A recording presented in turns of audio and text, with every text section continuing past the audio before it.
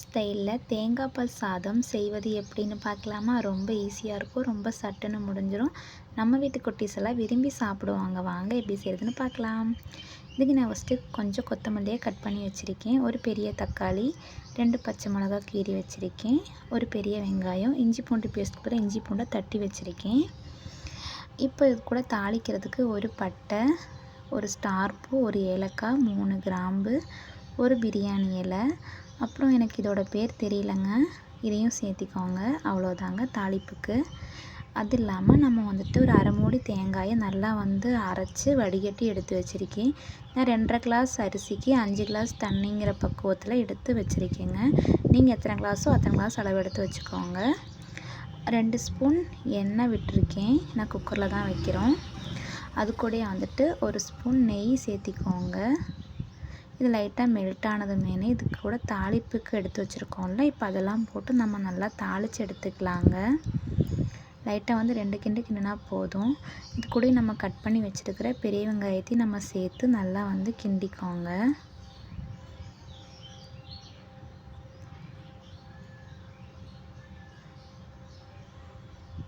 இப்போ ஓரளவுக்கு கண்ணாடி பதம் வர அளவுக்கு ஆயிடுச்சு. இப்போ நம்ம இது கூட இஞ்சி பூண்டு தட்டி வச்சுருக்கேன் இல்லைங்களா, நான் இப்போ அதையும் இது கூட சேர்த்திக்கிறேங்க. இது கூட சேர்த்துட்டு 2 பச்சை மிளகா கீறி வச்சுருக்கேன்ல, நான் அதையும் இது கூட சேர்த்துட்டு நல்லா மிக்ஸ் பண்ணி விட்டுக்கிறேன். அந்த இஞ்சி பூண்டோட ஸ்மெல்லெல்லாம் போகணும், அப்போ தான் டேஸ்ட்டு நல்லாயிருக்குங்க. இதையும் சேர்த்து நல்லா வதக்கிக்கோங்க.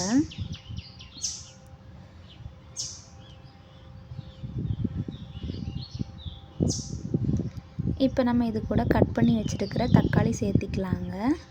தக்காளி சேர்த்து இதையும் நல்லா கிண்டி விடுங்க. தக்காளி நல்லா மசிஞ்சு வரணும்.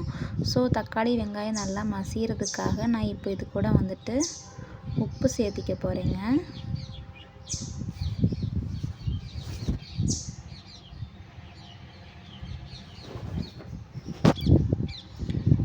உப்பு சேர்த்தி வதக்கிறப்ப தக்காளி சீக்கிரமாகவே வதங்கி வந்துடுங்க. தக்காளி வெங்காயம் சீக்கிரமாகவே வதங்கிடும்.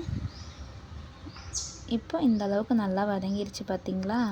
இப்போ நம்ம இந்த ஸ்டேஜில் நம்ம அரைச்சி வடிகட்டி வச்சுருக்கிற அந்த தேங்காய் பாலை நம்ம சேர்த்திக்கலாங்க.